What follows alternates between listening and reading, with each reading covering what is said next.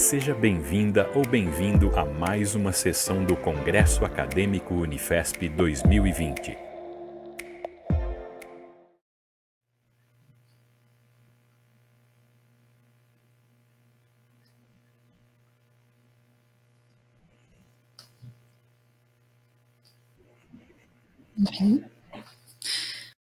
Boa noite, sejam bem-vindos à nossa mesa de meio ambiente, desafios atuais.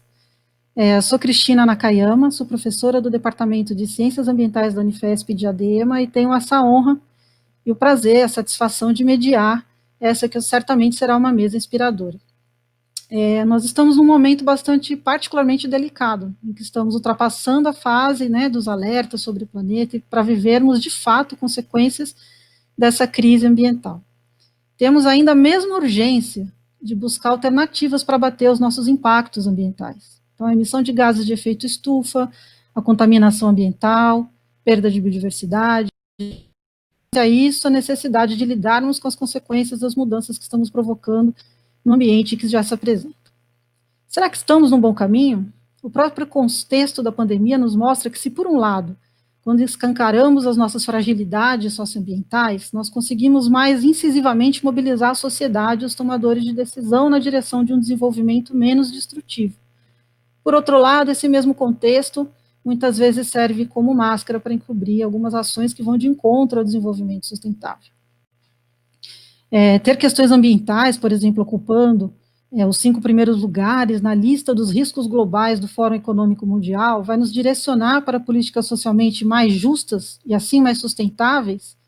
Ou será que a gente vai se concentrar em desenvolver tecnologias sofisticadas para amenizar os impactos e não precisarmos rever nossos padrões de produção e consumo? Enfim, para discutir meio ambiente nesse cenário desafiador, nós vamos receber hoje o professor Paulo Artacho, o professor Frederico Brandini, da Universidade de São Paulo, a doutora Jussara Carvalho, da Secretaria de Infraestrutura do Meio Ambiente do Estado de São Paulo.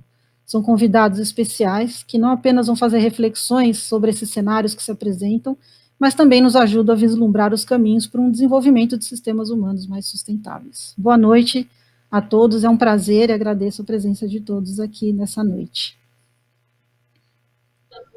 Boa noite, Cristina, boa noite, Paulo, boa noite, Jussara, e boa noite a todo mundo. Boa noite para todo mundo. Boa noite a todos. Aqui. Então, no início, as falas, as palestras, eu vou passar a palavra para o professor Paulo Artacho. O professor, ele realizou sua graduação em Física pela Universidade de São Paulo, mestrado em Física Nuclear pela USP, doutor em Física Atmosfera também pela USP. Trabalhou na NASA, nas universidades de Antuérpia, Lund e Harvard. Atualmente é professor titular do Departamento de Física Aplicada no Instituto de Física da USP. Trabalha com física aplicada a problemas ambientais, atuando principalmente nas questões de mudanças climáticas globais, meio ambiente na Amazônia, física de aerossóis atmosféricos, poluição do ar urbana e outros temas. Além do seu reconhecido currículo acadêmico, é um grande disseminador da ciência e do pensamento nos mais diferentes meios. Então, passo a palavra para você, professor, que está contigo. Produção. Gente, o que eu gostaria de colocar para vocês é basicamente que nós estamos hoje atravessando 3 diferentes de alcance planetário. O primeiro deles é a crise do Covid-19, a crise no sistema de saúde global, que está tendo implicações econômicas e sociais enormes. A segunda crise é a crise da emergência climática e a terceira é a crise de perda de biodiversidade. Essas 3 crises, elas estão interligadas e elas evidenciam, tem pontos em comum entre as 3 crises e pontos muito diferentes. O que essas crises têm em comum? Primeiro, a superexploração da natureza que o nosso sistema socioeconômico está fazendo. Segundo, uma visão de muito curto prazo no nosso sistema econômico e no sistema político. E terceiro, a falta de um sistema de governança global que permita à nossa sociedade atravessar de uma maneira mais fácil essas 3 crises globais, né? Então, e essas três crises também evidenciam um outro aspecto importante, que é a questão da tomada de decisão baseadas em ciência, né? Então, basicamente, o que nós estamos vendo é que alguns governos, em particular governos de extrema-direita, eles aceitam a ciência quando as descobertas ou as recomendações atendem aos seus interesses econômicos, religiosos ou sociais e rechaçam contra os seus interesses, né? E essas três crises têm efeitos socioeconômicos devastadores. E é sempre importante colocar que na região amazônica nós temos milhares de vírus hoje em equilíbrio, tanto na fauna quanto também na flora. E, basicamente, o desmatamento da Amazônia e a ocupação do território amazônico, onde hoje temos uma floresta primária em equilíbrio biológico, pode fazer com que tenhamos contato com vírus como o SARS-CoV-2 de uma maneira muito mais frequente. Então, é só uma questão de tempo. Pode demorar 3 anos, 5 anos, 10 anos, para termos outras epidemias como essas que a gente está vendo agora, né? Então, esse é um aspecto importante que liga a questão ambiental com a questão da saúde, né? Do ponto de vista da crise climática, hoje a ciência coloca de uma maneira muito clara que entramos no chamado antropoceno. É uma nova era geológica onde o nosso sistema econômico e a nossa espécie chegou a um tal nível de dominação sobre o planeta que, basicamente, nós estamos alterando aspectos cruciais do nosso planeta que nenhuma outra espécie conseguiu mudar ao longo dos 4,5 bilhões de anos do nosso planeta. Em particular, estamos mudando a composição da atmosfera. Quando tínhamos para a atmosfera basicamente 45 bilhões de toneladas de dióxido de carbono a cada ano, através da queima de combustíveis fósseis e desmatamento, nós estamos fazendo com que é um reservatório muito, muito fino, basicamente mude as suas propriedades, em particular o balanço de radiação, o que causa o aquecimento global que nós estamos observando. Até hoje, nós já aquecemos o planeta da ordem de 2 graus centígrados e previsões do IPCC mostram que nós podemos atingir 1,5 graus centígrados nos próximos 5 anos. E, no longo prazo, ao longo das próximas décadas, podemos ter um aquecimento da ordem de 3 a 5 graus em média no planeta. Então, isso vai ter impactos socioeconômicos gigantescos sobre a agricultura, sobre o ciclo da água, sobre as nossas cidades e assim por diante, comprometendo em muito o sistema socioeconômico do qual todos nós, 7,5 bilhões de pessoas no nosso planeta, dependem, né? Isto pode ter impactos, por exemplo, no ciclo hidrológico. A região do Nordeste brasileiro tem algumas regiões onde a temperatura média já subiu 2,3 graus centígrados e a chuva diminuiu por 30%. Então, uma região que era semiárida está se tornando rapidamente uma região árida. E a grande questão para os brasileiros é o que nós vamos fazer com os milhões de nordestinos que hoje habitam uma região que daqui a muito pouco tempo vai provavelmente ser inabitável, né? Então, são questões socioeconômicas e políticas extremamente importantes. E a questão do aumento dos eventos climáticos extremos, que todos nós estamos observando, aumento de secas, de inundações, derretimento de calota polar e assim por diante, vai ter impactos importantes. Em particular, por exemplo, as ondas de calor. Observamos, no começo do ano passado, temperaturas de 52 graus centígrados em largas regiões do Paquistão, e há 3, 4 semanas atrás nós observamos 38 graus centígrados em vastas regiões da Sibéria, derretendo o permafrost e com isso liberando metano armazenado no permafrost em grandes quantidades. E o metano é um gás de efeito estufa 28 vezes mais forte do que o CO2 molécula por molécula para causar aquecimento global. Portanto, nós estamos passando por uma emergência climática que é extremamente séria e que coloca em risco também o nosso sistema socioeconômico e político. Entre alguns dos efeitos da crise climática estão migrações em massa, que com certeza irão ocorrer, dificuldade de produzir alimentos para 8 a 10 bilhões de pessoas em 2050 e, além do que eu já coloquei, a questão do aumento dos eventos climáticos extremos. Mas essas três crises, elas também têm diferenças importantes. A primeira delas é a temporalidade, né? Enquanto a crise do coronavírus vai durar da ordem de 1 a 2 anos, talvez, ainda não sabemos ao certo, mas vai durar da ordem de anos, a crise climática vai durar séculos e a perda de biodiversidade é para sempre.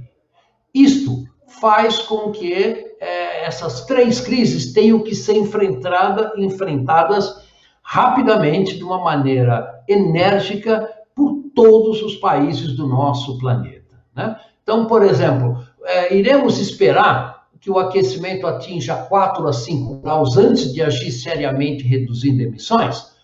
Aí vem uma diferença importante da crise climática em relação à crise do Covid. Não há um lockdown possível, nem para a crise climática, nem para a crise de biodiversidade. Vai afetar todos os seres do nosso planeta, inclusive índios no Alto Xingu, que, por exemplo, nunca tiveram contato civilização humana. Então, estas questões são fundamentais para trabalharmos em conjunto com todos os países e elas já estão sendo anunciadas há mais de 20 ou 30 anos. Então, não há nenhuma novidade, nem científica, nem de governabilidade nestas questões.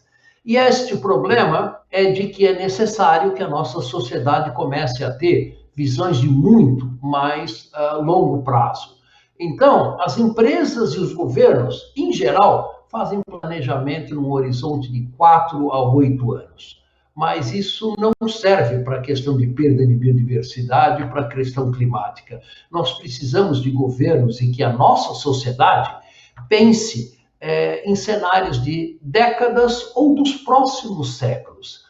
Então, isso também tem que mudar muito a questão da temporalidade das decisões, né? E outra coisa que tem que mudar é onde a nossa sociedade investe os seus recursos intelectuais e os seus recursos financeiros, né? Por exemplo, o exemplo mais marcante dessa questão é os Estados Unidos. Eles gastam da ordem de 2 a 3 trilhões de dólares todo ano, fazendo máquinas de guerra e investindo em armas nucleares, na manutenção de arsenal de armas, né? E chega a ser curioso que em apenas 4 meses, cerca de 100 mil americanos morreram por causa de um simples vírus que tem 120 nanômetros de tamanho. Então veja, aonde nós colocamos os nossos esforços intelectuais e financeiros, vai ter que mudar rapidamente, não só na questão da saúde, mas também na questão ambiental e na questão da biodiversidade, né?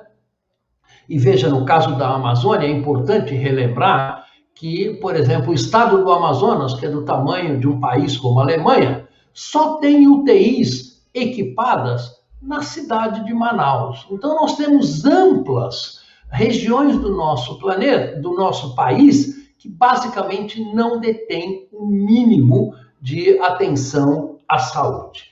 E para terminar, eu acho que é importante a gente discutir a questão da governança, né? Veja, pega o exemplo da Covid-19, né? O que aconteceu na Covid-19? Cada município, cada estado, cada país tomou a decisão ao seu bem entender. E, obviamente, isto você não lida com uma pandemia global atuando desta maneira. Você precisa ter um sistema coordenado com ações globais homogêneas para todos os países, todos os estados e todos os municípios. E nós estamos muito longe de atingir isso. Na questão das mudanças climáticas, sem governança global, não há solução, e a mesma coisa ocorre com o gerenciamento da biodiversidade, né?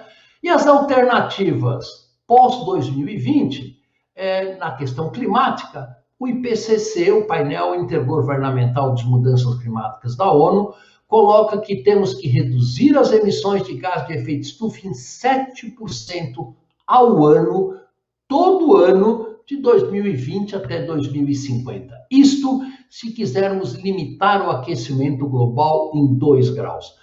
Isto é um esforço do sistema socioeconômico e financeiro monstruoso. Nós vamos ter que mudar os nossos hábitos de transporte, nossos hábitos de consumo, se a gente quiser ter um país e um planeta minimamente sustentável. No caso da saúde, da crise do Covid, deixou muito claro que o nosso atendimento à saúde é inadequado para lidar com pandemias desse tipo. Não só no Brasil, também na Itália, na Alemanha, nos Estados Unidos. Então, investimentos na saúde das pessoas vão se tornar cada vez mais importantes. Mas, no fundo, o que nós temos que mudar é o modelo de desenvolvimento da nossa sociedade como um todo. A desigualdade de renda, não só em nosso país, mas principalmente em países em desenvolvimento, é enorme.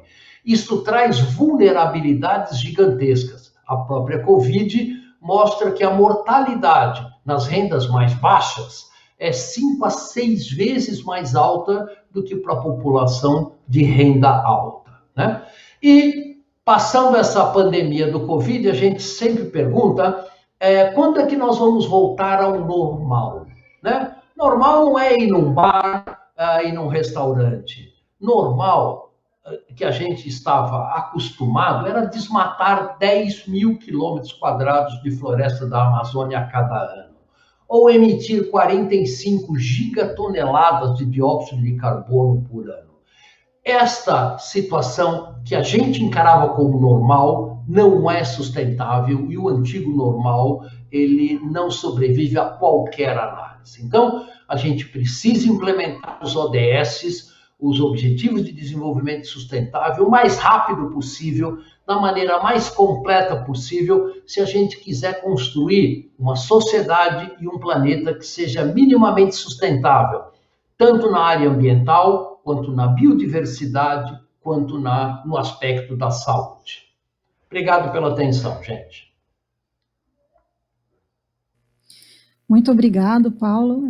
É sempre muito bom ouvir, né, como você descreve com precisão, né, essa crise que é tão multidimensional, né? A gente tem desafios não apenas de compreender a complexidade e de trabalhar em aspectos que não estamos acostumados, mudar a nossa escala de pensamento, mudar a nossa escala de planejamento, repensar nossas políticas, os nossos modelos, né? Então, acho que isso nos traz mesmo muita reflexão. Muito obrigado mesmo pela sua fala tão lúcida, né? Vamos agora passar a palavra para o professor Frederico Pereira Brandini. O professor, ele foi professor assistente adjunto associado ao Centro de Estudos do Mar da Universidade Federal do Paraná, da qual recebeu o título de professor emérito. Ele atualmente é professor titular do Instituto Oceanográfico da Universidade de São Paulo. Tem experiência na área de oceanografia biológica, com ênfase em planctonologia e produção primária do fitoplâncton. Graduado em Ciências Biológicas pelo Instituto de Biociências da Universidade de São Paulo, mestre em Oceanografia Biológica pela Tokyo University of Fisheries e doutor em Oceanografia Biológica pelo Instituto Oceanográfico da Universidade de São Paulo. Tem pós-doutorado no Instituto Alfred Wegener, na Alemanha, como bolsista da Fundação Humboldt. Professor Brandini, além de ser um profundo conhecedor dos sistemas oceânicos, tem um talento de nos mostrar com muita clareza os amplos contextos, os desdobramentos das nossas ações para os oceanos e os processos globais. É sempre muito bom ouvi-lo. Então, muito obrigado, professor. Passo a palavra para o senhor.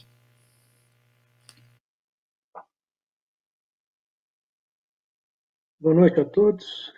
Boa noite, obrigada pelo convite para participar dessa mesa redonda. Eu vou falar sobre o papel dos ecossistemas marinhos nas mudanças climáticas, né? Mas é preciso antes dar um pouco de um repertório de dimensão dos oceanos. Os oceanos é considerado o maior ecossistema do nosso planeta, ocupa basicamente 70% da superfície do planeta Terra, né? E, evidentemente, tem um papel fundamental no clima, né? Eu vou dividir a minha fala em duas fases, né?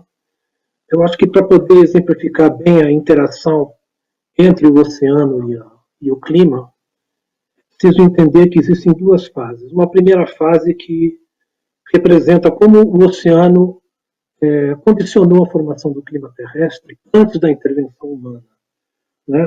Basicamente, de duas formas ele fez isso. Pela absorção de calor, né? 98%, inclusive, do calor, do excesso de emissão de combustível fóssil que gera calor, 98% vai para o oceano. Os oceanos têm uma capacidade enorme de reter calor. E esse calor tem que ser redistribuído pelas correntes marinhas, e é isso que mantém o equilíbrio térmico, né, do planeta. Se não fossem os oceanos, basicamente a vida seria impossível, porque a temperatura média seria pelo menos 40 graus superior, então não haveria vida no planeta. E uma outra forma que o oceano interage com o clima é pela absorção do CO2 atmosférico, ou seja, é o papel dos oceanos no ciclo do carbono. Quando se fala atualmente em clima, evidentemente que se pensa imediatamente no elemento carbono, né? Ou seja, porque é a emissão desses gases de efeito estufa, né, que aumenta a quantidade, principalmente de CO2 na atmosfera, e isso cria todo esse problema que vocês conhecem de aquecimento global. Para dar um pouquinho mais de repertório nessa primeira fase, ou seja, antes da intervenção do homem no clima, né? Gostaria de dar um pouco de informações sobre o que são ciclos globais, né? A energia solar, quando ela vem do espaço e atinge o Sol, e atinge o planeta, ela é unidirecional. Ela apenas se transforma. Essa energia luminosa se transforma em energia térmica, em energia química, em energia cinética, criando ventos, né, criando correntes marinhas e também criando energia química, né, através de síntese de matéria orgânica pelo processo de fotossíntese, né? Basicamente, o ciclo do carbono está muito associado aos elementos. Enquanto a energia é unidirecional, os materiais, né, eles circulam na nossa atmosfera, eles são aprisionados na atmosfera terrestre. Eu vou me concentrar basicamente no carbono que nos interessa quando se fala em aquecimento global. Um ciclo biogeoquímico, na verdade, ele é formado por reservatórios, ou seja, os elementos são concentrados, acumulados em alguns reservatórios, e basicamente os principais reservatórios planetários é a atmosfera, a hidrosfera, a litosfera e a biosfera, ou seja. E os oceanos é um enorme reservatório, parte da hidrosfera. Os oceanos, basicamente, eles interagem com a atmosfera, né? Existe uma troca contínua entre esses dois grandes reservatórios, o reservatório atmosférico e o reservatório oceânico. Esse fluxo, né, e essa troca contínua é basicamente feita por 3 processos de transferência de gás carbônico da atmosfera para os oceanos. Existe um processo físico, que é também chamado bomba física ou bomba de solubilidade. Como vocês sabem, a dissolução dos gases na água é maior quanto mais baixa a temperatura, né? E esse CO2, né, que é absorvido pelos oceanos, ele é absorvido em taxas diferentes conforme a temperatura do mar. Evidentemente que na zona equatorial, né, nós temos temperaturas mais elevadas, a dissolução é mais baixa, e conforme você vai para as altas latitudes, né, até regiões polares, você tem temperaturas extremamente baixas, né? E nessas regiões é onde se inicia a bomba da solubilidade, ou seja, o gás carbônico se dissolve muito nas regiões polares. Essas águas frias e muito salgadas são extremamente pesadas, são muito mais densas, e elas afundam, né? E quando elas afundam, né, levando esse excesso de CO2 dissolvido, ele se acumula em massas de águas profundas. Esse é o grande reservatório da bomba da solubilidade. Um outro processo de transferência de CO2 para a atmosfera é o mecanismo de calcificação biológica, né? E o reservatório é na biosfera, são as conchas de moluscos marinhos e também os corais, que todos são extremamente importantes na biodiversidade marinha. Mas o mais importante é a bomba biológica. A bomba biológica oceânica é aquela que tem uma capacidade enorme de absorver pelo menos 50 gigatons, 50 bilhões de toneladas de carbono, todos os anos pelos oceanos. A bomba biológica oceânica, para eu fazer uma comparação, para vocês poderem entender como é que funciona, diferenciá-la da bomba terrestre, nós somos seres, né, terrestres, temos mais empatia com o funcionamento de ecossistemas terrestres. A bomba biológica ela pode ser tanto terrestre quanto oceânica. Na bomba biológica terrestre são as árvores os principais organismos fotossintéticos. E quando eles fazem fotossíntese e sugam esse CO2 atmosférico, eles acumulam esse carbono no reservatório, que é o tronco das árvores. Os oceanos não têm árvores, tem um outro tipo de organismo fotossintetizante, né? Basicamente, apenas 2% da superfície da coluna d'água é iluminada, apenas uma camada muito fina chamada zona eufótica que pode haver fotossíntese. A bomba biológica, basicamente, o mecanismo de transferência é através da fotossíntese. Nos oceanos, os principais organismos fotossintetizantes são organismos de uma única célula, são organismos unicelulares, chamados fitoplâncton. Esses organismos eles absorvem enormes quantidades de CO2 atmosféricos através da fotossíntese, eles entram na cadeia alimentar planctônica do sistema pelágico, né, produz-se muita matéria orgânica particulada que sedimenta. E também é degradado através da respiração microbiana, né, e esse CO2 é devolvido para a água. Mas é devolvido para onde? Em massas de águas intermediárias. Então, nos oceanos, nós temos basicamente três compartimentos principais. Massas de águas profundas, onde se acumula o CO2 da bomba física de dissolução. A biosfera, corais e conchas, fazem parte da biosfera, né, através da bomba de calcificação. E massas de águas intermediárias que recebem, basicamente, a sedimentação da matéria orgânica particulada formada pelo fitoplâncton na zona eufótica. Bom, essa é, eu diria, a primeira fase. Sempre foi dessa forma antes da interferência do homem. Após a interferência do homem, ou seja, quando ele conseguiu controlar o fogo, né, e começou a colocar fogo nas coisas, emitir essa coisa, e isso se intensificou, evidentemente, com a Revolução Industrial, com a queima de combustíveis fósseis, né, é uma segunda etapa da interação entre os oceanos e a atmosfera. Ou seja, como os oceanos e seus ecossistemas são afetados pelas alterações do clima decorrentes da emissão de combustíveis fósseis. Uma coisa é como o oceano afeta, como o oceano controla, como ele interfere na formação do nosso clima. Outra coisa, como é que ele responde à interferência do homem no clima. Basicamente de duas formas. Primeiro, absorvendo o excesso de calor atmosférico decorrente do efeito estufa. Quando ele absorve esse calor atmosférico, e esse excesso, eu repito, 98% desse excesso de calor atmosférico vai para os oceanos. Os oceanos têm uma capacidade térmica muito maior do que os ambientes terrestres, né? Ou seja, o calor fica retido. E esse calor, evidentemente, ele provoca dilatação, né? Dilatação térmica na água, e isso é o que nós chamamos de aumento do nível médio do mar, por dilatação térmica. O aumento do nível médio do mar, evidentemente, provoca inundações em regiões costeiras, ressacas, né, e com isso ocorrem perdas de hábitats costeiros. Uma outra resposta que os oceanos dão ao aumento de calor, a absorção do calor, é através da acidificação física da água. Eu mencionei para vocês que a fotossíntese oceânica ela ocorre na zona eufótica, por microalgas marinhas. Para haver fotossíntese, você precisa, e síntese de matéria orgânica, você não basta ter apenas luz e CO2.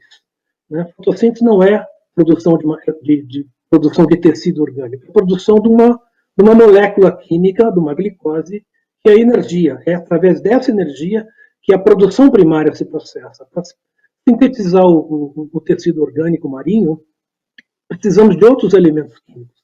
Nitrogênio, fósforo, sílica, ferro, uma série de elementos. Esses elementos normalmente ficam aprisionados nas áreas profundas. Quando os oceanos são termicamente estratificados, impede, né, essa circulação vertical e impede a fertilização desses nutrientes na zona fótica. Com o excesso de calor nos oceanos, os oceanógrafos estimam que vai aumentar a estratificação física e impedir os processos de fertilização, ou pelo menos reduzi-los muito mais. Reduzindo os processos de fertilização de fotossíntese e a produção primária.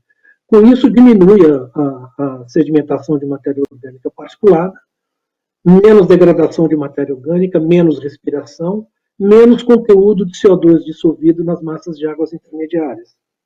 Ou seja, o oceano perde um pouco essa capacidade de ser um reservatório de CO2. Outra coisa que a absorção de excesso de calor nos oceanos faz é reduzir o gelo marinho. O gelo polar ele é extremamente importante para o funcionamento do ecossistema marinho. O gelo é um ambiente esponjoso, onde existe uma comunidade biológica exuberante. Quando o gelo derrete, tudo isso vai para a água do mar e inicia um ecossistema exuberante, né? Um ecossistema polar muito grande.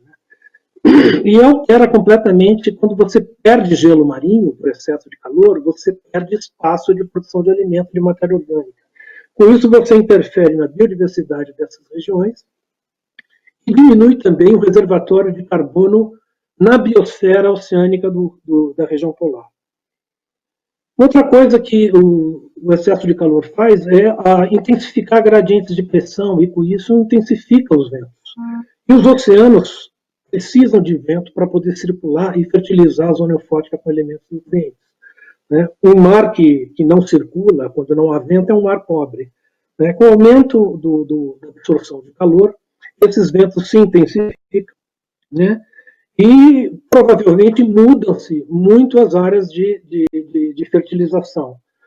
Isso contrabalança um pouco a estratificação física. Alguns oceanógrafos acham que estratificando a zona eufótica diminui a produção de matéria orgânica nos oceanos. Outros dizem que, em contrapartida, aumentando a intensidade dos ventos, aumenta a circulação vertical e aí fertiliza a zona eufótica. Então, essas questões ainda estão em debates também. Uma outra forma, uma outra resposta que altera muito, que altera os ecossistemas oceânicos, é não a absorção de calor, mas a absorção do excesso de CO2 produzido. O excesso de CO2, quando se dissolve na água do mar, ele acidifica a água. Com a acidificação, dificulta muito o processo de calcificação, ou seja, interfere na bomba química, na bomba de calcificação. E isso prejudica, né, as comunidades de corais e de conchas marinhas, né? Prejudica o processo de calcificação, alterando a biodiversidade como todo. Então, basicamente, são esses dois mecanismos que eu mencionei, ou seja, como os oceanos condicionaram o clima terrestre, né, como eles mantêm o clima através do balanço térmico, né, e através desses ciclos biogeoquímicos do carbono, ele é um grande reservatório e ele transfere para a atmosfera e vice-versa, e também como ele é afetado pelas mudanças climáticas. Né. Os oceanos, atualmente, eles são uma espécie de amortecedor do problema. Esses processos de absorção, tanto a bomba física, quanto a bomba biológica, quanto a bomba química, eles têm um limite. Se não fossem os oceanos, o excesso haveria muito mais carbono do que tem. Os oceanos eles absorvem pelo menos 30% dessa emissão anual de carbono, né, cerca de 10 gigatons. Né? Então, 30% são os oceanos que estão absorvendo, mas ele tem um limite. Né? Até quando eles vão suportar isso, eles vão manter essa absorção e manter esse aquecimento global não tão intenso é ainda motivo de debate. Né? É isso que eu tinha para comentar. Obrigado.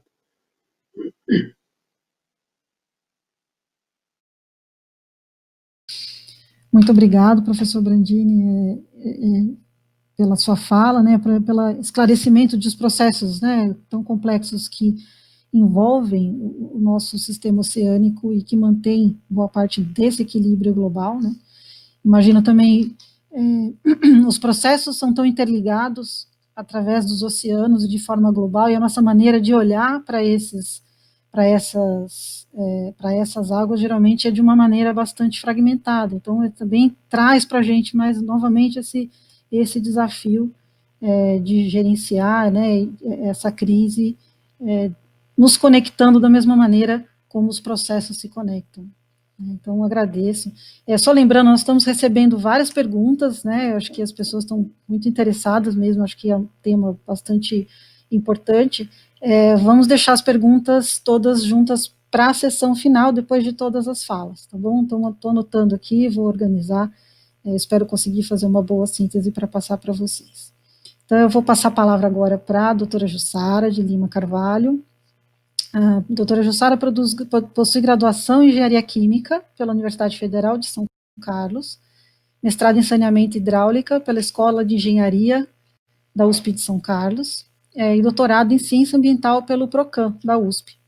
Trabalhou na CETESB, ocupou o cargo de secretária do Meio Ambiente da cidade de Sorocaba, foi membro do júri internacional, né, do Prêmio Suíço Resource Award. Trabalha atualmente como assessor internacional da Secretaria de Infraestrutura e Meio Ambiente do Estado de São Paulo. Então, a doutora Jussara, além de nos trazer a perspectiva feminina para essa mesa de discussão, ela vai também poder compartilhar conosco a sua experiência em governança ambiental, os desafios na busca e pela implementação de políticas para o desenvolvimento sustentável, particularmente a política de mudanças climáticas no estado de São Paulo. Então, muito obrigada, doutora Jussara, pela sua participação. Passo a palavra para você agora. Obrigada, Cristina. Meu telefone está aberto. Eu vou compartilhar. Bom, muito obrigada. Eu vou compartilhar uma tela para iniciar a minha apresentação.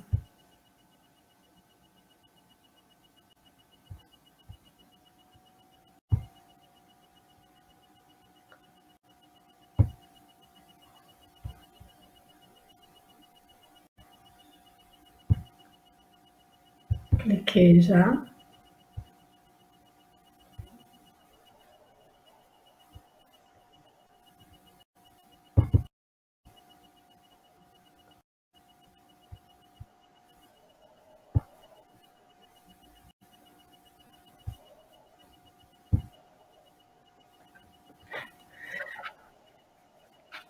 Ótimo. Bom, boa noite, professora Cristina, professor Paulo Artacho, professor Brandini, boa noite a todos e todas que aqui estão a nos prestigiar essa noite.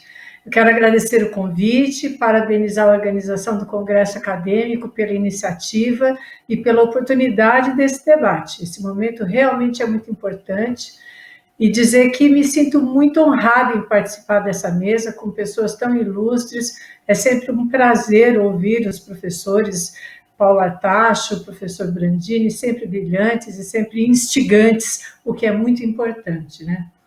Minha fala vai ser muito diferente, primeiro que eu não venho da academia, né? Eu estou no governo, na gestão, e eu escolhi falar da Lei Estadual de Mudanças Climáticas, porque é uma lei ainda desconhecida, apesar dos seus 10 anos de existência.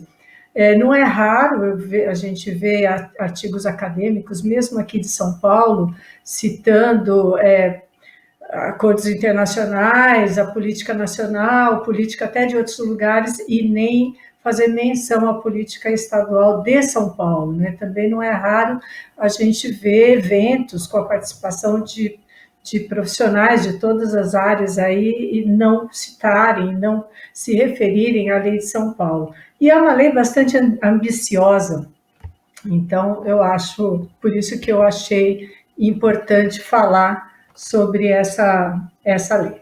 O Estado de São Paulo atua na área de mudanças climáticas desde 95, a partir do Programa Estadual de Mudanças Climáticas, o PROCLIMA, que foi operacionalizado pela CETESB.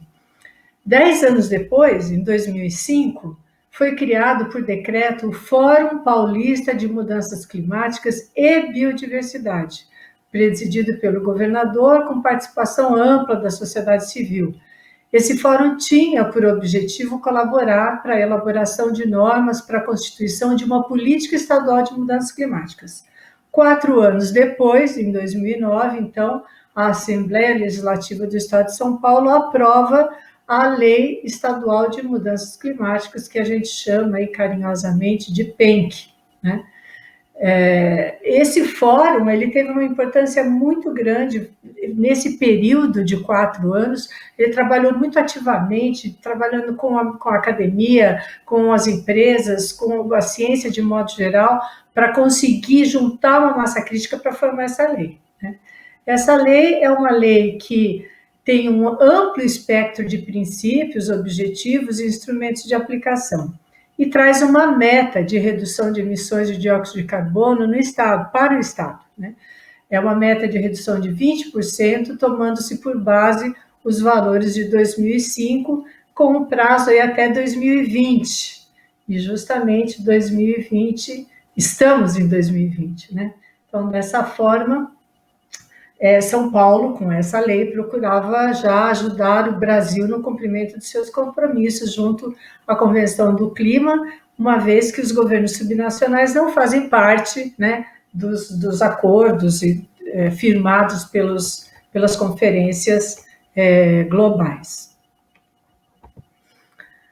Bom, em 2020, como eu falei, já seria um ano icônico, não fosse a série Crise Sanitária em que nos encontramos e que foi devidamente abordado pelo professor Paulo Artacho. Portanto, 2020 é o ano limite da meta paulista de redução de emissões, é o ano que inicia a revisão das NDCs dentro do Acordo de Paris, é o ano que encerra o compromisso das metas de Aichi para controlar a perda de biodiversidade, e, portanto, começamos já a discutir um pós-2020, né, como um novo acordo aí para conter a perda da biodiversidade. Em relação à meta de São Paulo, ainda não sabemos se foi cumprida. Com certeza, até antes desse período de pandemia, certamente diríamos a resposta, não, né? Mas, em 2019, a gente já teve uma grande redução nas emissões. Infelizmente, não foi devido a compromissos mais gerais, mas foi devido à conjuntura de crise econômica. E agora, muito provavelmente, em relação à pandemia, a essa quarentena, nós vamos ter a redução desejada, né? Aliás, a gente tem recebido aí vários vídeos, né, de vários lugares do oceano, da lagoa, até de Veneza, né, dos canais, mostrando que sem a nossa participação a natureza vai muito melhor, obrigada, né? Mas, enfim, mais do que uma meta, o que eu queria dizer para vocês é que a PENC, ela organiza as atividades e distribui responsabilidades. Então, com a PENC, nós temos diversos instrumentos, né? Por exemplo, a comunicação estadual, que é obrigatória, que tem por base o inventário estadual de emissões do Estado de São Paulo, o relatório de qualidade ambiental, que é anual do Estado, mostrando tudo que é feito e os resultados, plano estratégico para ações emergenciais, com o mapeamento de desastres e área de risco, que é feito pelo Instituto Geológico, o plano de agricultura de baixo carbono da Secretaria da Agricultura, plano de transporte sustentável, plano paulista de energia, de controle da poluição veicular, programas e projetos florestais, que são muitos, plano estadual de recursos hídricos, zoneamento ecológico econômico, que eu vou falar um pouquinho para vocês daqui a pouco, o Acordo de São Paulo, que é o mais recente, tem um protocolo climático, o inventário florestal, que está aí em vermelho porque ele vai ser lançado a sua revisão, portanto ele está atualíssimo, semana que vem, dia 23, Programa Estadual de Contratações Públicas, assim, alguns dos programas que eu listei, né, para falar para vocês. Naturalmente que a implementação, né, nós temos então essa política, que é uma política ousada, que é uma política que eu considero assim, muito bem feita. Conheço todo mundo que participou da elaboração, eles mesmos têm muitas críticas, mas eu acho que é uma política muito bem concatenada. Agora, a implementação dessa política, a gente sabe que envolve vários fatores, né? E o principal desafio para a implementação da PENC é justamente a falta de governança. A governança que tanto o professor Paulo Artacho falou em nível mundial, para todas as 3 crises que ele aponta, na verdade, professor, eu acho que falta governança em muitos dos nossos sistemas, infelizmente, né?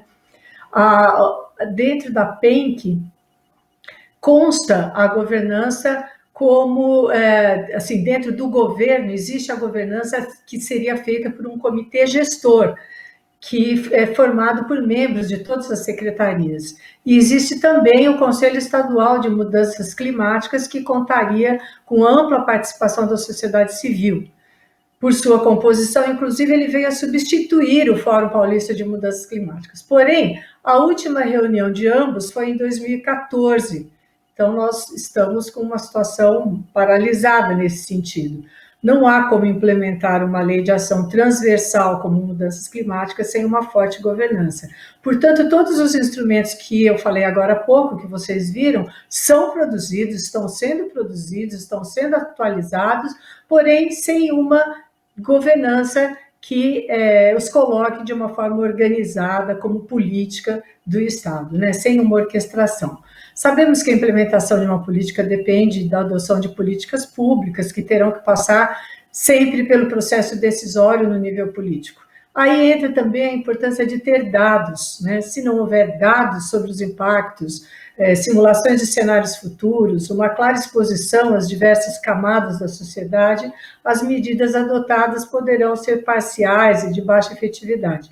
Mas também a gente sabe que dados só não bastam, né? É preciso estabelecer um sistema de comunicação entre os diferentes setores da sociedade, um sistema eficaz, e aí entra também a importância da linguagem adequada, o que exige também muito esforço.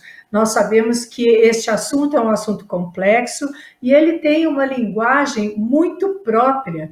Nós podemos conversar horas sobre mudanças climáticas e muito pouca gente conseguir entender o que a gente fala devido ao repertório específico desse tema. Então, nós temos que ter uma preocupação também com a linguagem, né? A internalização, eu chamo aqui internalização, dentro das nossas estruturas, né? A gente está falando de uma política global, mas ela só consegue realmente estar implementada se ela estiver permeando por todas as camadas de governo e por todas as instituições que trabalhamos. Então, como está a política das secretarias em relação a mudanças climáticas? Como está a política das universidades em relação a mudanças climáticas? Como é que está a política das indústrias, ou de todos os setores, ou das prefeituras, enfim, em relação às mudanças climáticas? Nós temos que fazer esse esforço da internalização. Além, e lógico que os custos sempre é o argumento colocado para que isso acabe não acontecendo, né? Nos últimos anos, o fenômeno das mudanças climáticas e seus riscos, impactos e ameaças recolocaram com força o termo de adaptação nas agendas política, pública e científica.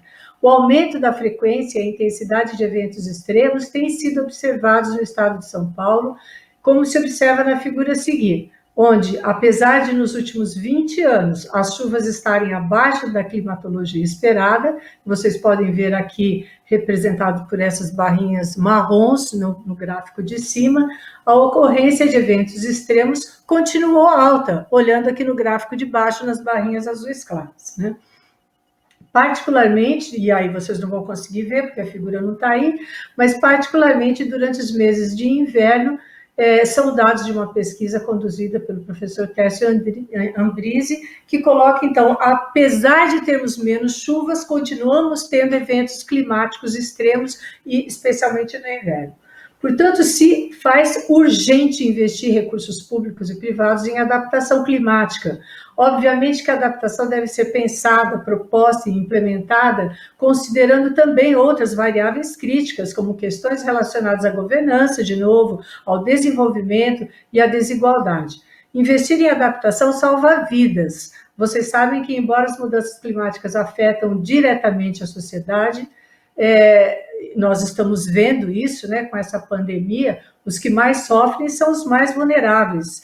Existe um cálculo, não sei o quanto que esse cálculo é correto, mas que eu vi num estudo dizendo que paga-se 7 vezes mais por uma inação, ou seja, por uma ação que não é tomada, depois, para que seja corrigida, gasta-se 7 vezes mais. Óbvio que sem falar com as vidas que se pode perder também, né? Mas muitas vezes a adaptação ela acaba esbarrando na própria aversão ao risco e na paralisia política impulsionada pelas incertezas ainda inerentes ao fenômeno climático.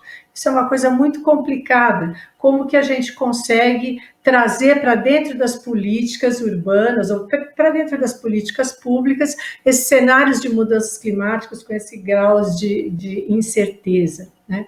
Não raros governos postergam ações preventivas, ampliando-se a ocorrência e a magnitude de desastres, né? Aqui eu vou falar rapidamente para vocês, ainda já fazendo uma relação de ciência e gestão. A questão que eu falei anterior e mostrei os gráficos, está dentro de um livro digital, que ao final eu vou deixar para vocês terem, que participou inclusive o professor Artacho. Foi um exercício de diálogo entre ciência e gestão, que é sobre o ODS 13, mudanças climáticas, justamente, um diálogo aí entre essas duas áreas, né? Como é que é? Fazendo o futuro hoje, eu deixo ali no fim. Bom, falando desse diálogo de ciência e gestão, né, também teve a participação de professores da Unifesp, né, vamos lembrando disso. Outro exemplo desse diálogo é o zoneamento ecológico e econômico do Estado de São Paulo. No Estado de São Paulo, esse planejamento, zoneamento ambiental, eles passam a constar dos princípios da política estadual do meio ambiente em 97. Passado alguns anos e dentro de uma agenda mais contemporânea, eles são apontados como um dos principais instrumentos da própria PENC, em 2009, né? Então, o zoneamento ecológico e econômico ganha um reforço ao estar dentro da PENC. Hoje, o zoneamento ecológico estadual, econômico e ecológico de São Paulo está em sua fase final de elaboração. A ideia que tem dado base aos trabalhos é inovar em sua construção, tornando mais do que um instrumento de ordenamento territorial vinculado a ações de comando e controle, mas um estudo que permita visões estratégicas e pactuadas, seja para embasar a formulação de políticas públicas de vários setores, seja para orientar investimentos e ações privadas.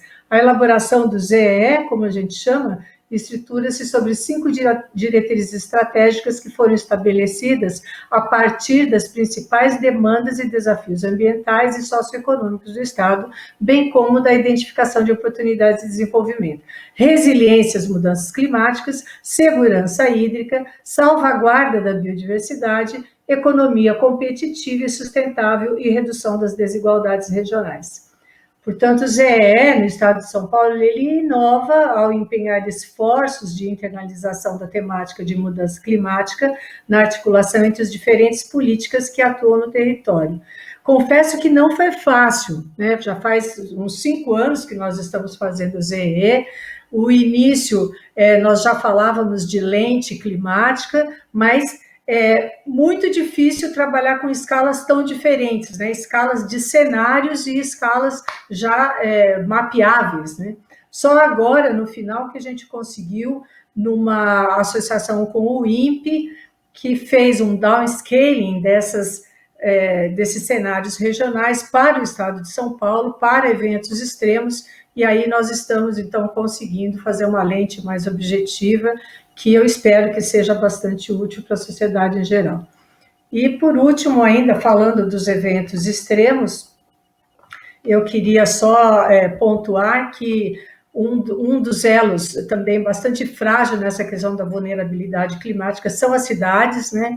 Isso nas cidades onde arrebentam todos os eventos extremos e os recursos necessários para a resolução dos problemas, e nós o Estado está com instrumentos muito bons, como eu falei para vocês anteriormente, para essa questão, mapeamentos de risco de desastres, índices de vulnerabilidade de municípios, toda a composição do zoneamento ecológico e econômico tem um mapeamento muito, muito bom, e nós então estamos preparando uma capacitação para que os municípios consigam utilizar esse instrumento sem ter que gastar recursos para os seus próprios instrumentos, para que eles utilizem esses instrumentos e aprendam também a fazer a identificar as vulnerabilidades e a elaborar planos de ação climática que venham a diminuir as suas vulnerabilidades. Bom, era isso que eu queria mostrar para vocês. Agradeço muito, novamente, né, agradeço muito o convite, e aí está o link que eu falei para vocês da publicação Planejando o Futuro Hoje. Muito obrigada.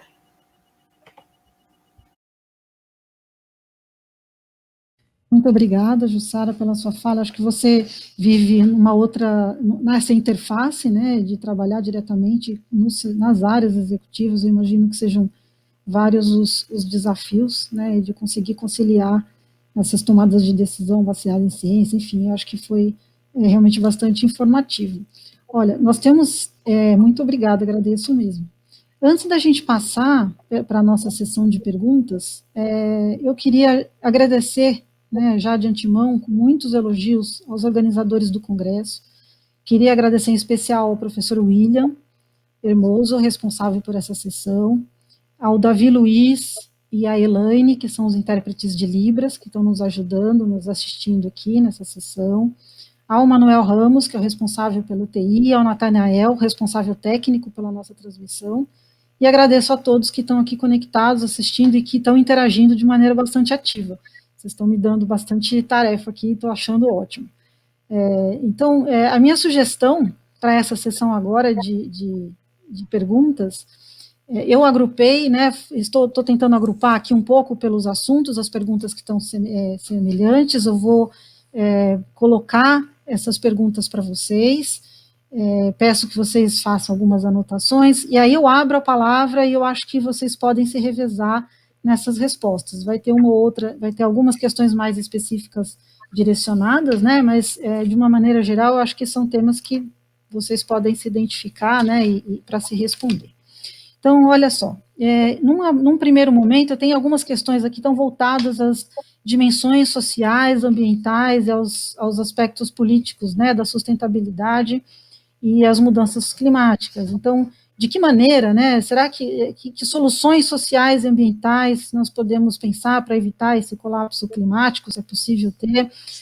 Como a gente pode sensibilizar os governantes, né, sobre o impacto, né, das nossas ações sobre o clima? De que maneira nós podemos incorporar essa dimensão política da sustentabilidade para conseguir mudanças nesses cenários que nós temos?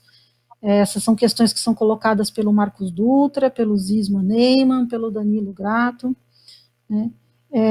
Um pouco, numa linha um pouco semelhante, né, mas de um outro agrupamento, existe aqui também uma questão: como a gente fala das medidas de mudanças climáticas num contexto em que nós temos ainda muitas necessidades básicas por serem atendidas.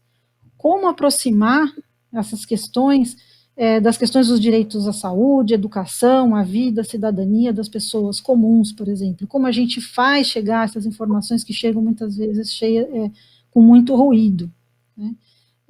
Ou seja, de que forma, né, como a gente consegue reverter uma crise econômica e uma crise climática se nós ainda temos necessidades básicas para serem atendidas, né? Imagino se são de fato questões que estão tão opostas assim, mas vai ser muito bom ouvir vocês.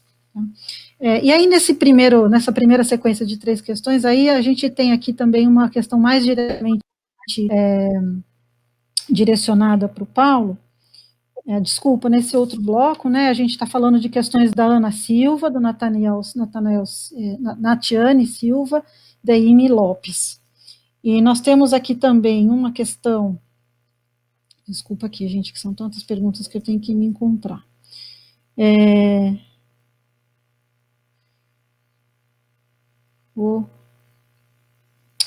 Uma questão do Roberto Júnior, comentando sobre mais especificamente, né, sobre essa questão da pandemia e das reduções das emissões. Será que a gente atingiu as reduções, essas reduções que a gente observou durante a pandemia, elas se aproximam das reduções preconizadas pelo IPCC? Então, acho que nesse primeiro bloco nós temos essas perguntas, e aí eu acho que podemos fazer uma rodada, né, de respostas intercaladas. Não sei se, Paulo, você quer começar, depois a gente segue a mesma ordem das apresentações, ou vocês se manifestam? Tá, olha, eu anotei 3 questões importantes aqui, respondendo muito rapidamente e objetivamente, né? Primeiro, temos soluções, né? A resposta clara é sim. A solução, a questão da crise climática não se trata do final do mundo, não é um colapso total da nossa civilização, não se trata de nada disso. Tem solução? Tem. E o IPCC e muitos grupos científicos deixam muito claro quais são as soluções. Primeiro, não há uma solução única que vai funcionar para todos os países igualmente da mesma maneira, né?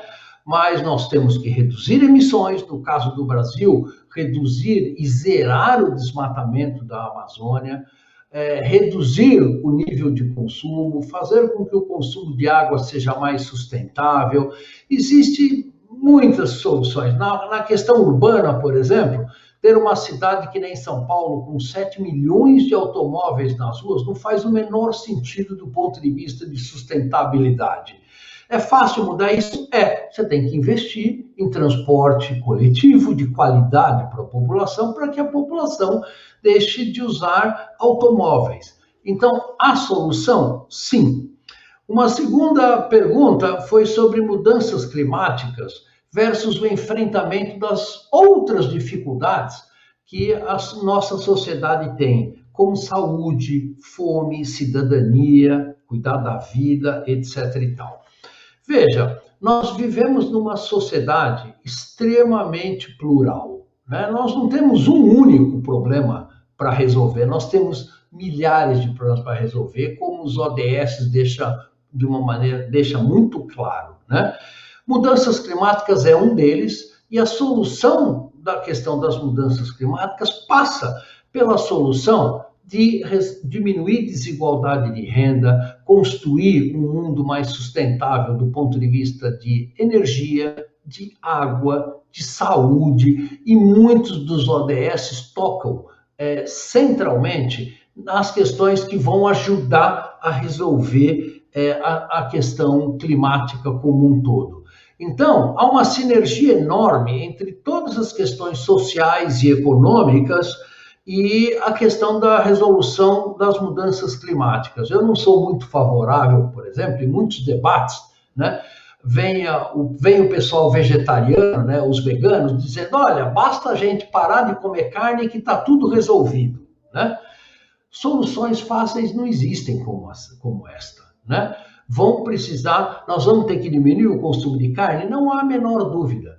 Mas, por exemplo, nós temos quase 2 bilhões de africanos que não têm acesso à dieta de alta proteína, né? Então, a hora que esse pessoal começar a ter um pouco de renda, como aconteceu na China, eles aumentam o seu consumo de carne, né? E nós vamos ser contra isso, né?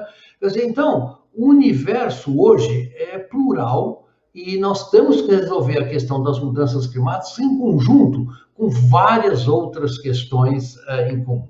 E, por último, uma pergunta específica na redução das emissões durante o Covid e ao longo de 2020.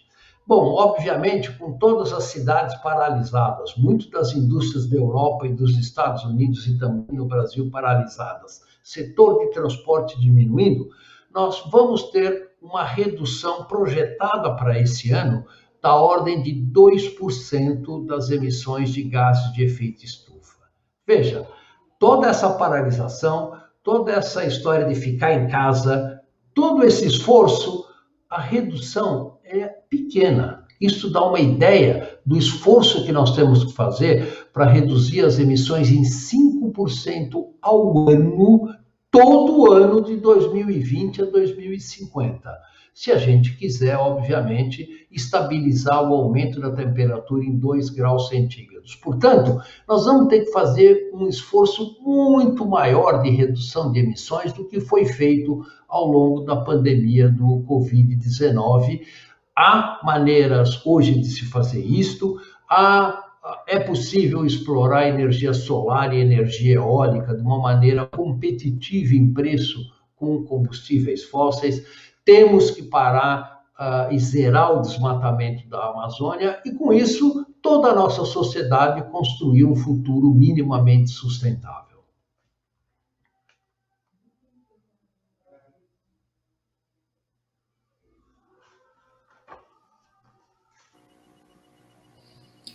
Muito obrigada. Brandini, professor Brandini, doutora Jussara, vocês querem comentar alguns aspectos das questões? Em relação à segunda pergunta, né, como atender necessidades básicas de população que supostamente não estão diretamente associadas a mudanças climáticas, né, é uma pena. Normalmente as pessoas têm uma visão de muito curto prazo, né, uma visão temporal da sua própria existência, né, ou do seu próprio redor geográfico, né, no máximo o seu entorno. Né.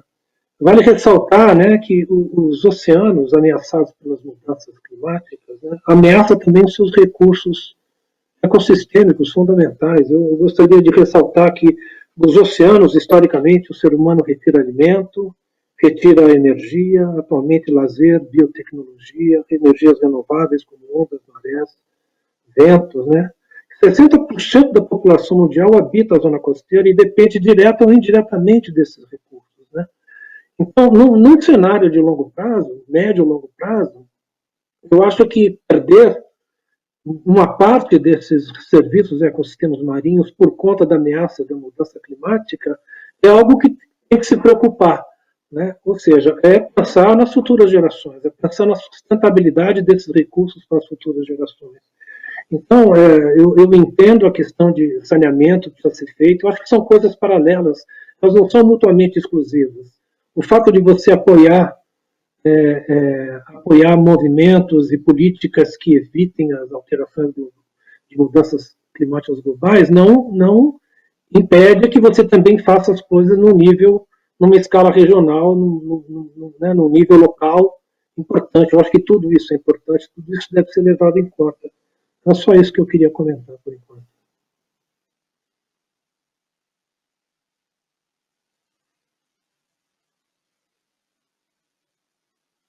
Sara, quer comentar?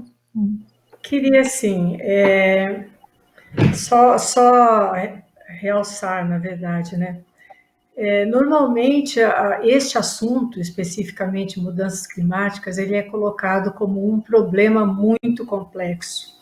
E quando ele passa dessa forma, parece que é um problema que não tem solução. Então, nós vamos, ainda mais nós, países em desenvolvimento, não temos o que fazer, porque é um problema sem solução.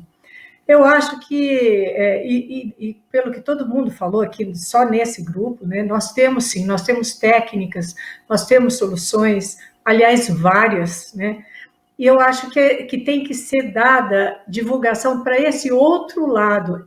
Como disse o professor Paulo, é um problema que tem solução. E tem solução nas suas diferentes escalas. Da escala do próprio indivíduo, da ação do próprio indivíduo, que opta por fazer compras de produtos que tenham uma rastreabilidade de sustentabilidade, como soluções em nível político mais amplo, em nível de município, de estado, ou até da nação, ou até internacional. Mas eu acho que nós somos uma sociedade muito conectada, né? E a gente tem que trabalhar com isso, a gente tem que trabalhar com a informação, a gente tem que informar e divulgar o máximo possível essas soluções. que muitas vezes as pessoas podem até fazer sem saber que elas são conexões importantes para a gente ter um outro tipo de desenvolvimento, alterando o modo de consumo. Como que a gente consegue mudar de patamar, né? Quando a gente fala, depende muito da forma como a gente fala. Então, quando a gente fala, nossa, isso é um problema de desenvolvimento, temos que mudar o nosso modelo de desenvolvimento. É isso mesmo que a gente tem que fazer, mas talvez, para as pessoas que não entendem direito isso, elas acham que realmente é uma coisa sem solução. Então, eu acho que a gente tem que contar com a nossa disposição de estar transformando esses temas numa linguagem bem mais acessível e divulgar em todos os meios de comunicação. Divulgar. Nós temos, sim, temos soluções, dá para trabalhar nisso, dá para modificar, está nas nossas mãos, né? Eu acho que é isso. Muito obrigada.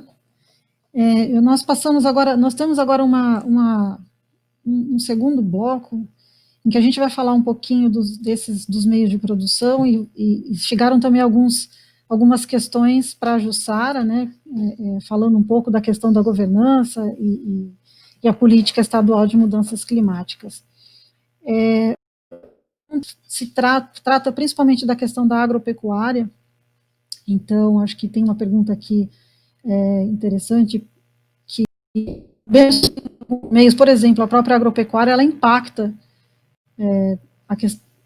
as nossas florestas, existem práticas associadas ao desmatamento, à emissão de gases de efeito estufa, mas o que fazer quando as políticas de governo e a opinião pública são favoráveis a esse modelo? Eu acho que tem uma outra, foram questões da Ana Camargo, do Guilherme dos Santos, a Laura Santos, e o Guilherme também, ele tem essa curiosidade de saber que caminho nos leva a esses modelos que nós temos hoje. E também há essa pergunta se esses modelos agropecuários que temos hoje, será que um dia darão espaço para modelos agroflorestais? Então essa é uma primeira questão aí, trazida por eles, né? Aí a gente tem aqui alguns questionamentos com relação à própria política estadual de mudanças climáticas. Então, algumas mais específicas, querendo saber por que o saneamento não está incluído, né, nessas políticas, como fazer políticas de mudanças climáticas se o nosso inventário tem dados que ainda precisam ser atualizados. Acho que o último inventário é do período de 1990 a 2008, né, e existem algumas questões associadas à governança mesmo. Então, como lidar com a política, com a participação da sociedade civil, quando você tem, às vezes, um governo centralizador, né, que a gente vê, e há um questionamento, citando algumas falhas de governança, paralisação da política, qual a responsabilidade do executivo e do legislativo no cumprimento ou na execução dessas políticas estaduais. Então, são questões da Valéria Frazão, do Zisman Neyman, do Gustavo,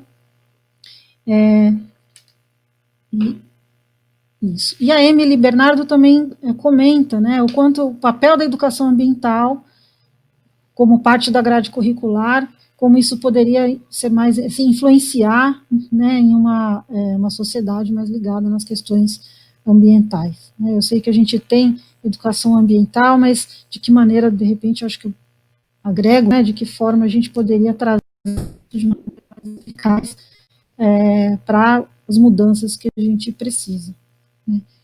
Eu acho que nesse segundo bloco, acho que são essas as questões. A gente tem aí ainda, tem mais questões chegando, eu vou tentar ver se a gente ainda consegue fazer, estou vendo o horário aqui, espero que a gente ainda consiga fazer mais algumas, mas vamos com essa rodada e vamos ver se a gente consegue ainda terminar, tá bom? Passo a palavra. Não sei se a gente pode inverter dessa vez. Jussara, gostaria de começar?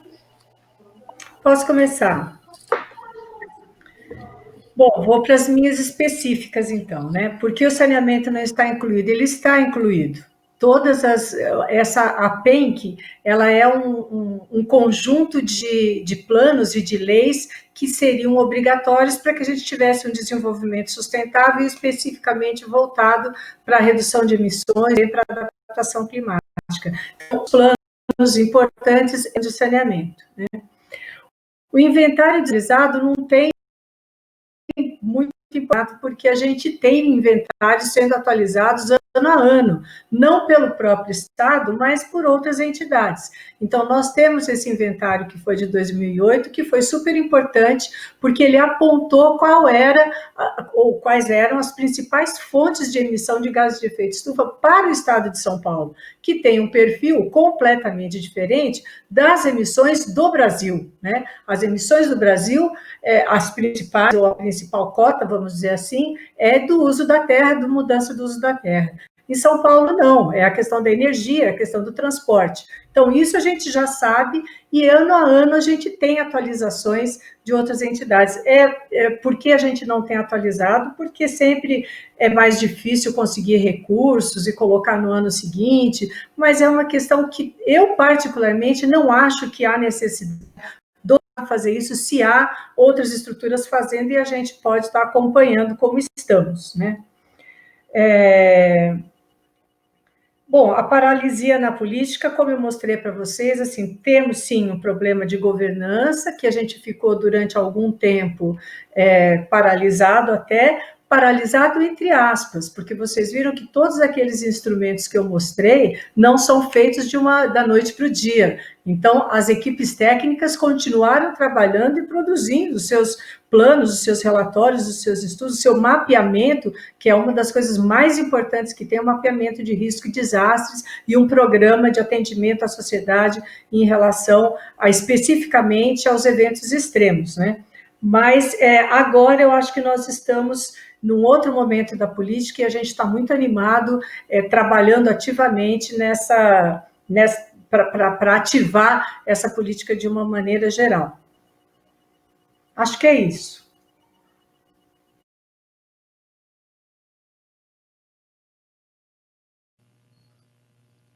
Ok, eu vou passar a palavra ao professor Brandini, se gostaria de comentar. Eu quero agregar mais uma última pergunta que chegou aqui, que eu acho que também faz parte, a pergunta da Vânia, tanto para o Paulo como para o professor Brandini. O que vocês acham das novas tecnologias de retirar CO2 e metano da atmosfera? Então, a gente agrega aí, além das questões já colocadas, essa última questão. Se o professor Brandini quiser começar. Então, eu queria comentar sobre a segunda pergunta, né? A pessoa mencionou que fazer com que a opinião pública apoia a produção industrial, responsável pelas emissões, ou seja, um público que, na verdade, se acomoda, né, com esse conforto material. Né? Eu acho que a solução para tudo isso, sem sombra de dúvida, está na educação básica. Até respondo a segunda pergunta. Alguém perguntou se poderia incluir educação ambiental na grade curricular. Né? Não precisa, na verdade, não precisa de educação ambiental. O que precisa é de educação. Quando você educa as pessoas, quando você dá uma formação consciente sobre a importância de meio ambiente, o problema já está resolvido. A educação ambiental, na verdade, é um grito de socorro, né?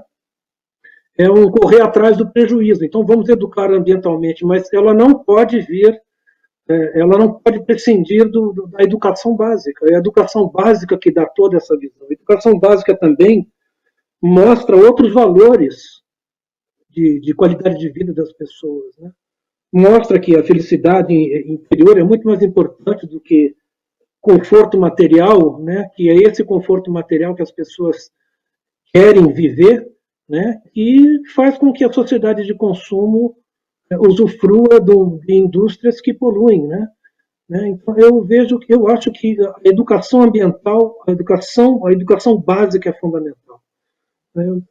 Quem falava muito sobre isso é aquele político, o Cristóvão Buarque, se eu não me engano, ele foi candidato a presidente uma vez, ele batia na tecla da educação. Ele foi ministro da educação do governo Lula durante 6 meses, né? E ele tinha toda a razão. Se você não educar a população a nível fundamental, ensino primário, ensino secundário, né?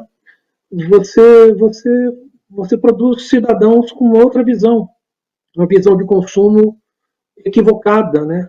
Que as pessoas acham que a felicidade está nesse padrão de consumo exagerado.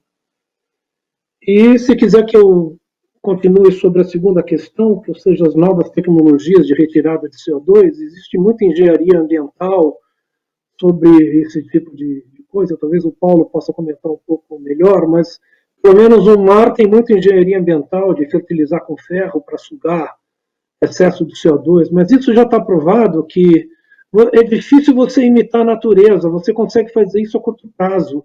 Para você absorver aquilo que precisa ser absorvido para amenizar o efeito estufa, você precisa de uma fortuna e de um tempo de 50 anos, né, e de muito dinheiro. Teoricamente, as ideias são interessantes, mas do ponto de vista prático ainda são impraticáveis. O melhor mesmo é educar as pessoas e atacar o problema na fonte.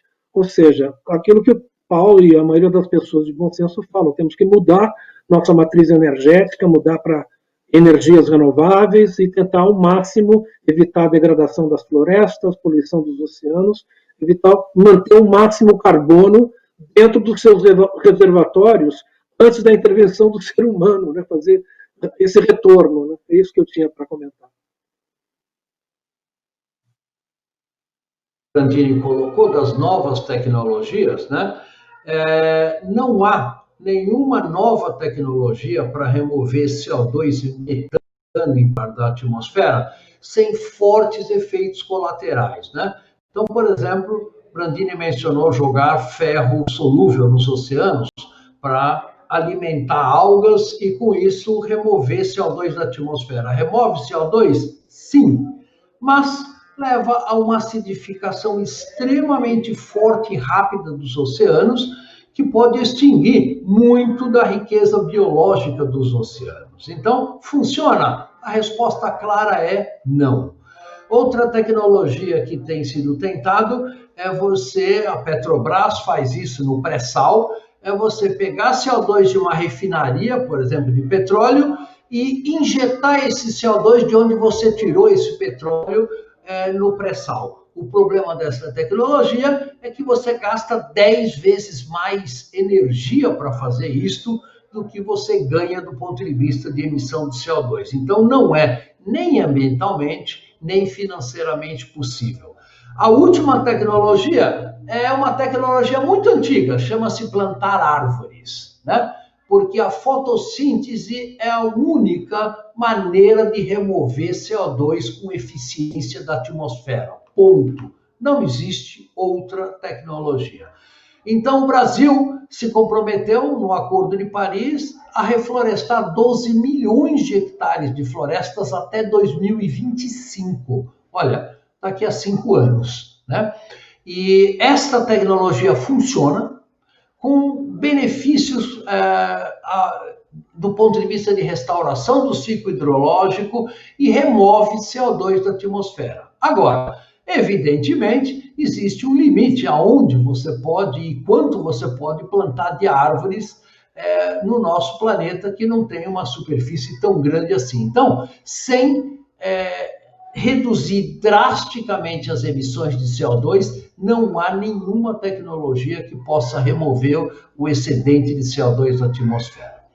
Respondendo a uma outra questão importante sobre o modelo agropecuário, né, que eu acho que toca no ponto-chave da questão. Nós temos que alimentar 10 bilhões de pessoas em 2050. Como é que nós vamos fazer isso se hoje, em 2020, as emissões da produção de alimentos são responsáveis por 30% do total de emissões de gás de efeito estufa, principalmente metano, óxido nitroso N2O e CO2.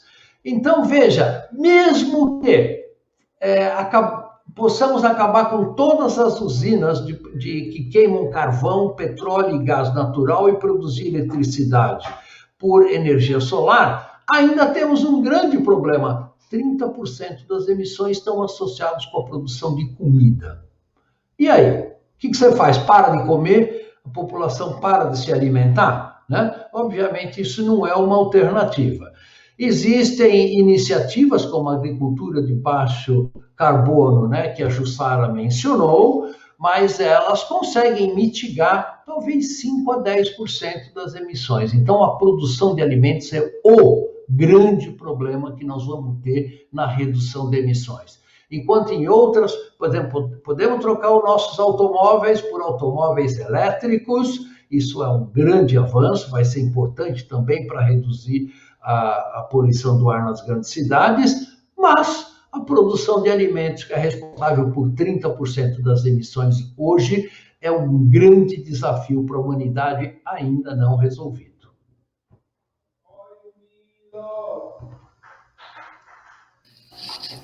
Ok, muito obrigada. Posso só fazer um comentário rapidíssimo?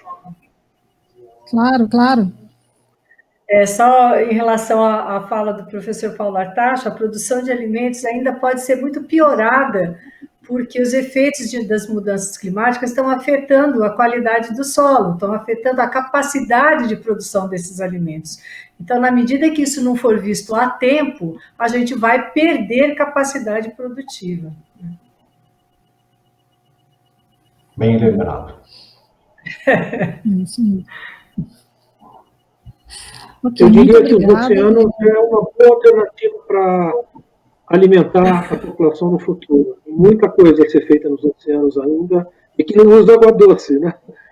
Cultivo de macroalga, alimentos de várias, ou seja, para produzir proteína. Exatamente. Eu lamento que a gente não tenha mais tempo para continuar debatendo, que eu acho que a gente nem tocou de fato, né, nessas questões voltadas às soluções, às inovações em termos de estratégias, de políticas, de tecnologias, as nossas vocações, né? Mas, infelizmente, nós estamos chegando no nosso horário, né, no final da nossa sessão.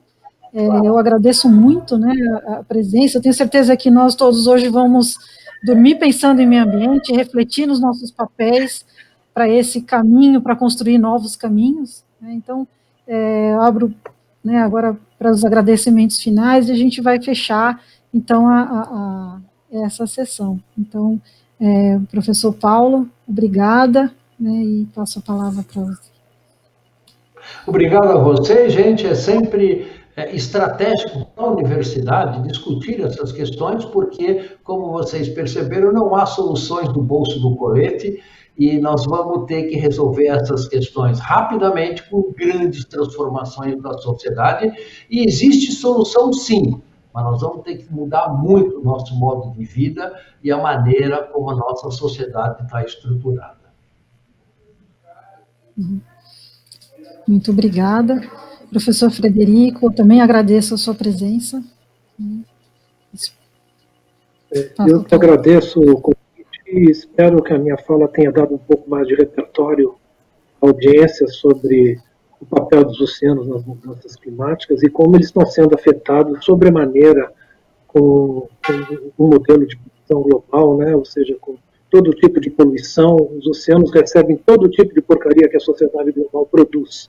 Direto ou indiretamente vai parar no oceano material sólido, plástico, contaminantes químicos de várias naturezas, inclusive vários tipos de remédios, drogas ilícitas. Tem muita cocaína dissolvida na água na costa do estado de São Paulo, já está comprovado, né? E vários tipos de remédios, cosméticos, né? A sobrepesca, são várias coisas que afetam muito a qualidade, né, dos serviços ecossistêmicos, né, que deveriam ser protegidos para as sociedades futuras. Agradeço mais uma vez a oportunidade de falar aqui com vocês. Muito obrigada. E agradeço também, doutora Jussara, pela sua presença, pela sua fala, e passo a palavra para você. Eu que agradeço participar dessa mesa tão instigante, tão importante, né, com essas duas feras aí da academia, e agradecer e dizer que a gente tem que fazer muitas vezes isso, né? É muito importante as pessoas entenderem que esses problemas têm que ser discutidos e têm que ser desmistificados. A gente tem que entender qual que é o nosso papel de cidadão dentro dessas políticas e o que está ao nosso alcance fazer, né? Então, eu acho fundamental, muito importante, e muito obrigada por eu estar aqui, né, pelo convite. Obrigada, professores, que aprendi bastante hoje também. Muito obrigada. Também faço um elogio à Unifesp por ter criado esse espaço. Acho que esse espaço, e principalmente agora digital nessa situação, me tornou, de repente, essas sessões acessíveis para muito mais gente. Então, essas são questões que não se encerram, de fato, poderíamos ter várias dessas mesas. Espero que a gente continue criando esses espaços e promovendo ciência, educação, governança de boa qualidade voltado para o desenvolvimento sustentável. Muito obrigada mesmo, agradeço a audiência, agradeço a participação de todos e encerro aqui a nossa sessão. Boa noite para todos, muito obrigada.